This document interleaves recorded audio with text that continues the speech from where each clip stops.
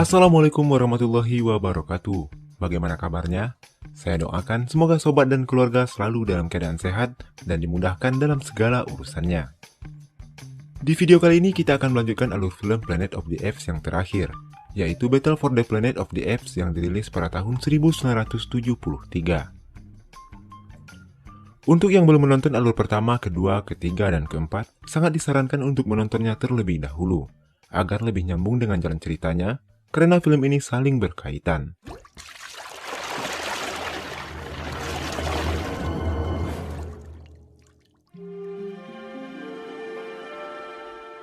Di awal film kita akan dibawa pada tahun 2670 atau 600 tahun sejak kematian Caesar.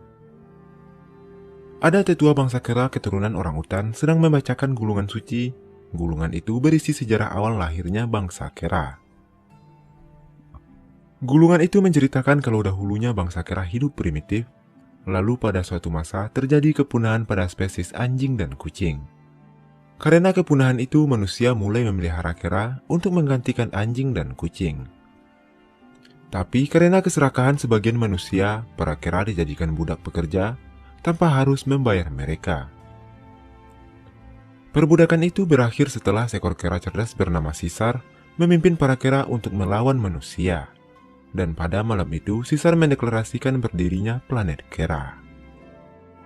Namun kemenangan Caesar dalam perang itu bukan akhir dari perperangan. Justru itu menjadi awal perang besar yang berkepanjangan antara manusia melawan para kera. Namun efek dari perang besar itu membuat sebagian besar permukaan bumi luluh lantak akibat dari ledakan bom nuklir yang digunakan manusia saat perperangan. Mereka yang selamat dan tidak ingin melanjutkan perperangan mencari lahan subur yang bisa untuk ditinggali. Bertahun-tahun setelah perang besar, bangsa kera dan sebagian kecil kelompok manusia hidup damai di suatu tempat, dan mereka dipimpin oleh Caesar. Kecerdasan para kera berkembang sangat cepat. Setiap spesies memakai baju yang berbeda, dan bahkan sekarang para kera sudah memiliki pasukan militernya sendiri. Meski manusia dan kera hidup bersama, tapi para kera lebih berkuasa dibanding manusia. Sebagian manusia dijadikan pekerja, dan ada juga yang mengajar di sekolah. Setelah perang besar, terlihat McDonald dan Caesar bersahabat satu sama lain. Kemudian di suatu tempat, ada beberapa manusia yang kesulitan memasang roda sebuah gerobak. Lalu seekor gorila menghampiri dan mendorong manusia itu dan memperlihatkan bagaimana cara memasangnya. Right, General. Di sini sudah terlihat kalau bangsa kera lebih berkuasa di sana. Gorila itu bernama Aldo, pemimpin pasukan militer berpangkat jenderal. Aldo sendiri sangat tidak menyukai manusia, dan dia juga sering menyuruh dan memarahi manusia seenak jidatnya. Jika melihat perilaku Aldo, bisa jadi dia adalah sosok yang diceritakan Cornelius di film ketiga. Kemudian Aldo pergi ke satu tempat bergabung dalam sebuah sekolah yang diajarkan oleh seorang manusia. Mereka belajar membaca tulisan kera tidak boleh membunuh sesama kera. Tiba-tiba Aldo memotong pelajaran dan mengatakan apakah kera boleh membunuh manusia? Ever kill man? Lalu guru itu menyuruhnya membaca tulisan tersebut. Aldo langsung menolaknya. Ia pun ditegur Pak Guru itu karena tidak mau membaca. Bukan karena tidak bisa, tapi Aldo malas belajar. Pak Guru itu mengancam akan melaporkan Aldo pada Caesar karena ia malas belajar.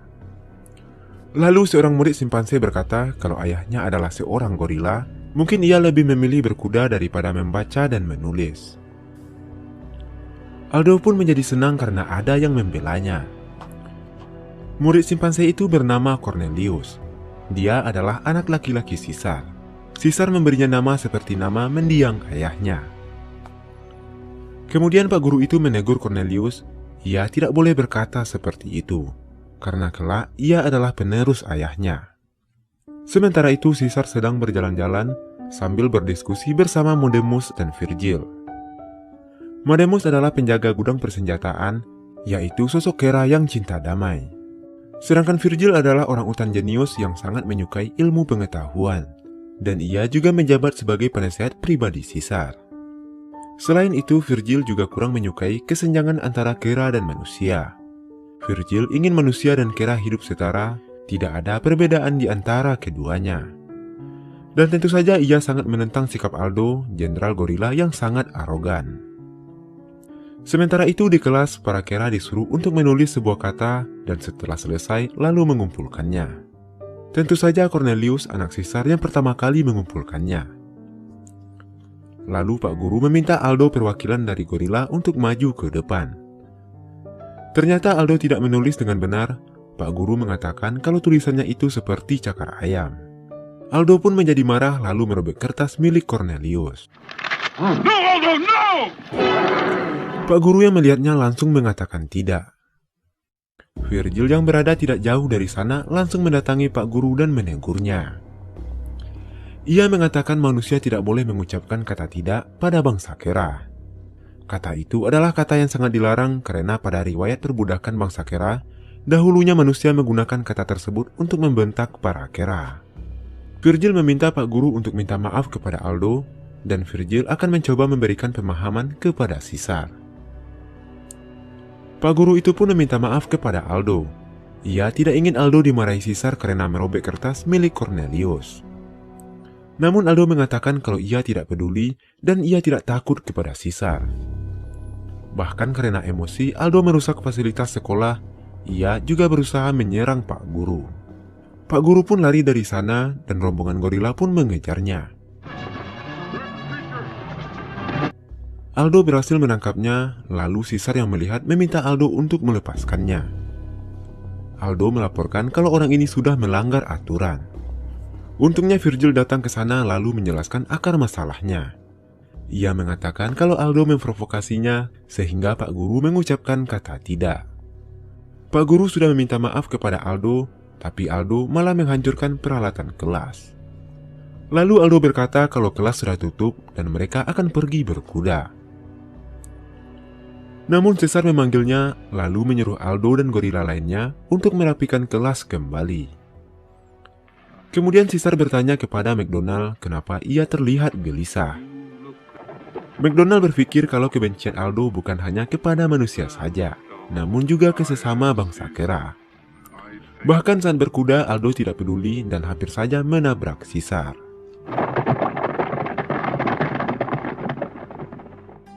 Setelah itu mereka berdua pergi ke rumah Caesar. Caesar berkata kalau seandainya ayah dan ibunya masih hidup, mungkin mereka akan mengajari jika membunuh yang salah itu boleh dan yang baik akan menang. Namun itu semua adalah sejarah manusia dan bukan sejarah bangsa kera, karena kera tidak membunuh sesama kera. Kemudian mereka berdiskusi tentang kehidupan kera dan manusia. Caesar tetap meyakini jika kepemimpinan dipegang bangsa kera, maka dunia dipastikan aman. Tapi McDonald mengingatkan bahwa menjaga perdamaian tidak semudah yang terlihat. Karena sebagai manusia, mereka sudah lama memiliki peradaban. Lalu McDonald berkata apakah Caesar percaya jika ia mendengar langsung dari ayah dan ibunya. Mungkin dengan melihat rekaman ayah dan ibunya, Caesar bisa mempelajari sesuatu yang belum pernah ia dapatkan. McDonald memberitahu kalau rekaman itu ada di kota terlarang. Mungkin saja masih dalam kondisi baik, karena arsip rekaman tersebut tersimpan di ruang bawah tanah yang didesain tahan gempa bahkan serangan nuklir. McDonald mengatakan bahwa rekaman tersebut mungkin saja bisa memperbaiki atau mengubah masa depan kera dan manusia. Mendengarnya, Caesar sangat ingin melihat rekaman tersebut, ditambah lagi selama ini Caesar belum pernah melihat orang tuanya. Namun yang jadi masalah adalah bagaimana cara pergi ke sana. Daerah tersebut dipenuhi radioaktif akibat ledakan bom nuklir saat terjadi perperangan. Lalu mereka berdua berpikir dan memutuskan untuk mengajak Virgil menemani mereka.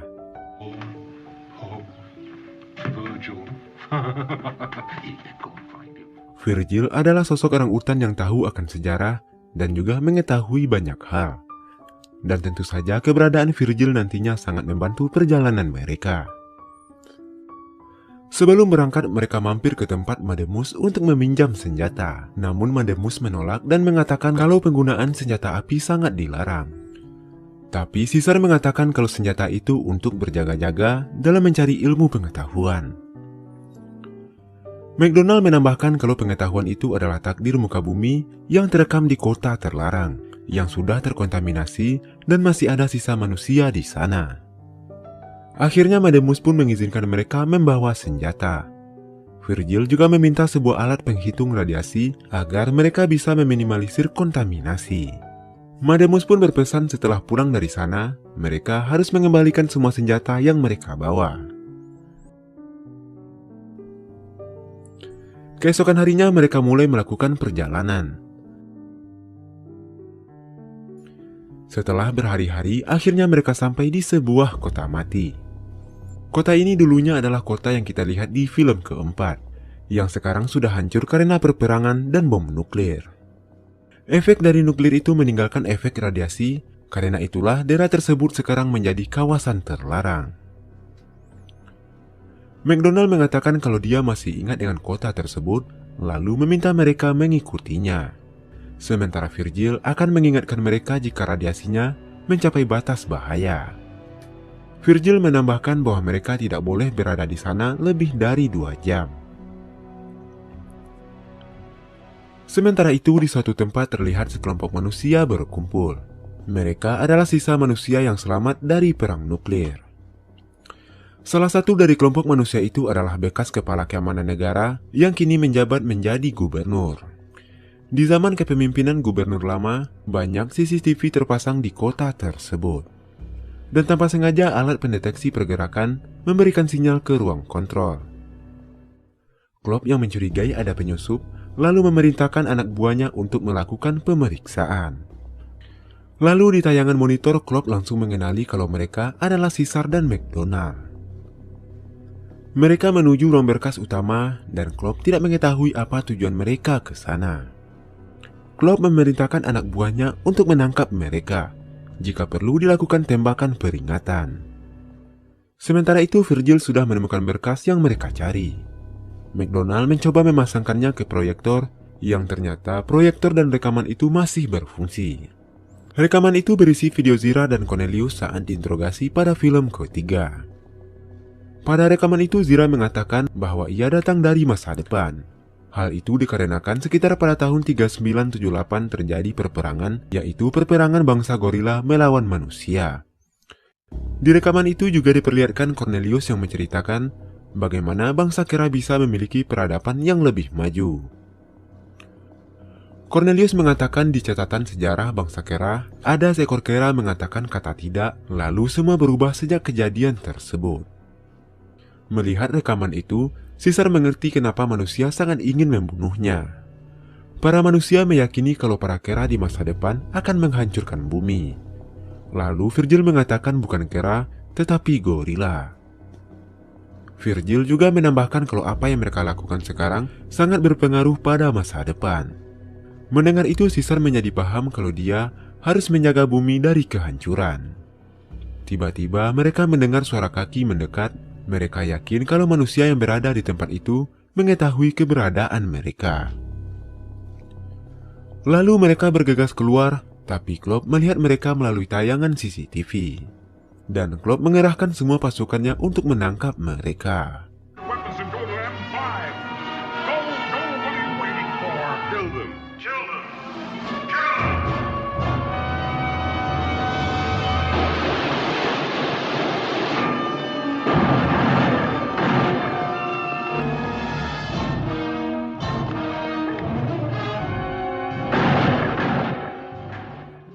Akhirnya mereka berhasil kabur dari Klopp dan anak buahnya. You have 100 armed men. How could you let them escape? Mendengar mereka lolos, Klopp menjadi marah. Kenapa tidak ada satupun dari anak buahnya yang bisa menangkap mereka? Lalu Mendes mengatakan kalau pasukannya banyak yang sakit, dan menurutnya para kera itu datang dengan damai karena senjata mereka tidak digunakan untuk menyerang. Namun Klopp curiga kalau para kera itu akan kembali lagi dan membawa banyak pasukan, lalu meledakkan satu bom nuklir yang tersisa dan menghancurkan segalanya. Karena itulah manusia menjaga bom nuklir seperti yang kita lihat di film pertama. Salah satu anak buah Klopp menemukan bekal yang mereka bawa, dan kemungkinan besar para kera itu berasal dari tempat yang tidak terlalu jauh. Klopp langsung memerintahkan beberapa anak buahnya untuk mengikuti Caesar. Sementara itu di perbatasan desa, Caesar bertemu Aldo dan teman-temannya. Aldo bertanya kenapa mereka pergi ke kota terlarang. Caesar menjawab kalau itu adalah kepentingan ilmu pengetahuan dan di sana mereka menemukan masa depan mereka. Aldo meminta penjelasan, namun Caesar mengatakan kalau Aldo tidak akan memahaminya. Aldo menjadi marah lalu ia mengeluarkan pisau dan mengatakan kalau ia akan membangun masa depan dengan senjata dan kekuatan. Otto will make the future. With this. Sementara itu, mata-mata yang dikirim oleh Klopp sudah mengetahui di mana bangsa Kera tinggal. Mereka segera kembali ke markas dan melaporkan temuan mereka. Caesar was too busy with a council of war. One day soon they'll be coming for us. Mendengar itu, Klopp segera memerintahkan anak buahnya untuk bersiap dan melakukan penyerangan sebelum bangsa Kera menyerang mereka terlebih dahulu. Sementara itu, Caesar melakukan pertemuan besar. Ia menjelaskan tujuan dan apa yang mereka temukan di kota terlarang. Caesar mengatakan ada manusia di sana, tetapi manusia itu mengalami cacat tubuh. Mereka bermutasi akibat terkena radiasi. Caesar juga mengingatkan bahwa para manusia itu bisa saja datang ke tempat mereka kapan saja. Caesar juga meminta McDonald dan yang lainnya bergabung dalam pemerintahannya. Karena Caesar butuh saran mereka untuk menghadapi manusia yang ada di kota terlarang. No humans in council. Namun Aldo tidak setuju. Ia mengatakan kalau manusia tidak boleh ada di pemerintahan bangsa Kera. Lalu ia dan prajurit lainnya memutuskan untuk meninggalkan pertemuan tersebut. Sementara itu di kota terlarang, Mendes meminta Klopp untuk menyudahi perburuannya. Karena permusuhan akan berlangsung turun-temurun jika mereka selalu berperang. Tapi Klopp tidak peduli dan tetap melanjutkan rencana penyerangannya. Karena Klopp masih sangat dendam dan mengatakan kalau penderitaan yang mereka alami ini berawal dari penyerangan bangsa Kera. Di sisi lain, Caesar bercerita kepada Lisa apa yang ia temukan di kota terlarang. Caesar melihat manusia di sana menyimpan dendam dan amarah kepada bangsa Kera.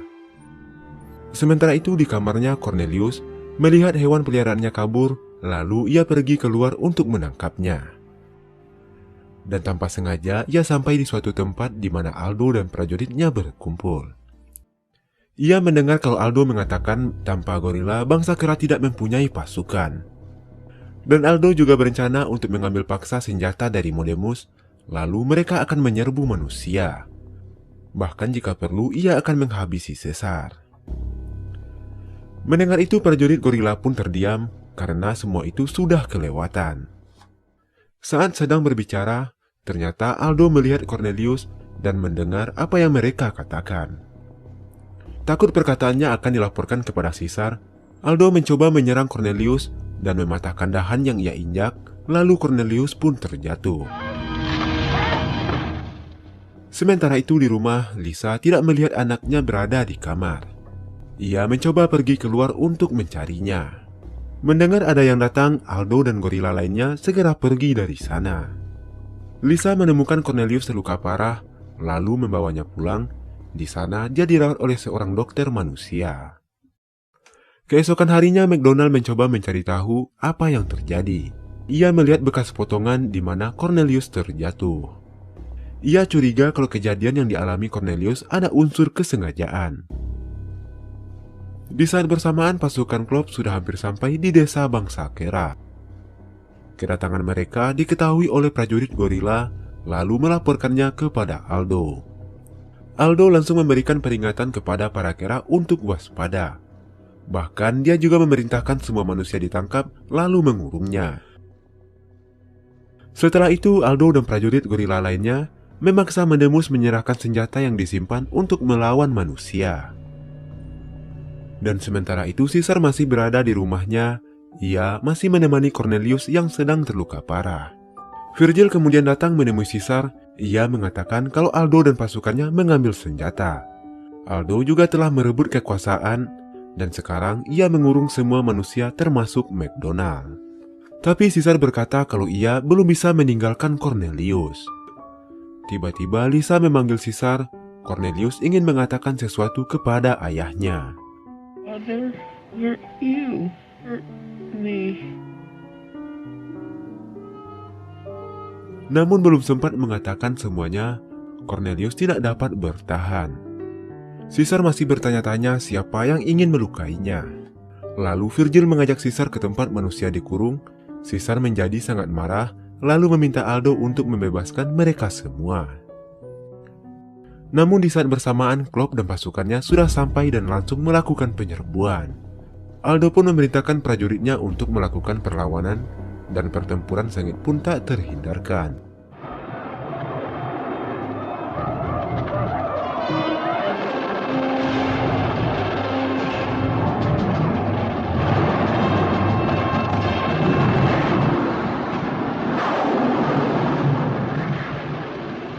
Melihat sudah tidak ada lagi serangan dari bangsa Kera, Klopp dan pasukannya memutuskan untuk masuk semakin dekat.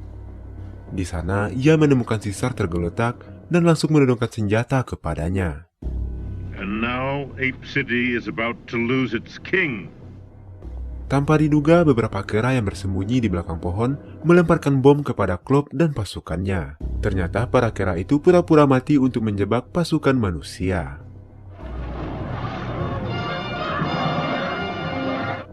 Dan Caesar mengatakan untuk tidak menembak dan membiarkan Klopp dan pasukannya pulang. Namun tanpa diduga, Aldo dan pasukannya menghadang manusia di tengah perjalanan. Di sana, Aldo menembaki dan membunuh semua manusia. Sementara itu, di desa Caesar disambut seperti pahlawan oleh para Kera. Lalu ia meminta Virgil membebaskan semua manusia yang dikurung.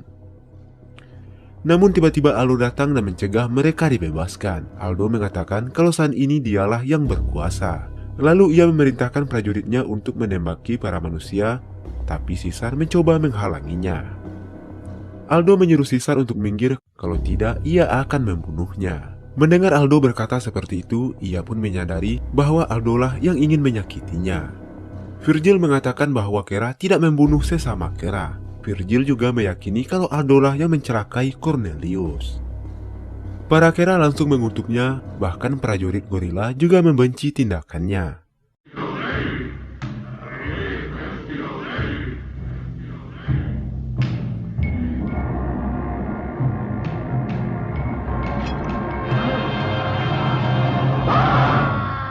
Dan Aldo pun tewas seketika. Kemudian Caesar bertanya kepada Virgil, apakah pembunuhan harus dibalas? Virgil mengatakan hanya masa depanlah yang mampu menjawabnya. Setelah itu Caesar membebaskan para manusia. Lalu McDonald berkata, kalau ia ingin membebaskan manusia, maka bebaskanlah secara penuh. Manusia juga memiliki tujuan, bukan bangsa Kera saja. Mereka juga ingin hidup dalam kedamaian. Sejak saat itulah bangsa Kera dan manusia hidup berdampingan. Tidak ada perbedaan satu sama lain, mereka pun bersama-sama membangun masa depan. Dan di gudang senjata, Modemus mengatakan kalau ia ingin pensiun menjaga senjata. Dan ia punya usulan untuk memusnahkan semua senjata di sana. Namun Caesar mengatakan kita butuh senjata itu untuk berjaga-jaga, karena bisa saja manusia yang ada di kawasan terlarang kembali menyerang mereka. Lalu scene kembali berpindah ke 600 tahun kemudian. Sesepuh orangutan telah selesai menceritakan kisah masa lalu. Sampai sekarang, mereka masih menunggu harapan akan masa depan. Setidaknya saat ini manusia dan para Kera hidup harmonis dan damai. Lalu film pun ditutup dengan diperlihatkan patung Caesar yang mengeluarkan air mata. Jadi air mata tersebut mungkin saja bisa diartikan sebagai air mata haru, karena ia telah mengubah masa depan. Atau bisa jadi air mata itu adalah air mata kesedihan. Ia sedih karena usaha yang ia lakukan sia-sia dan tidak mengubah masa depan.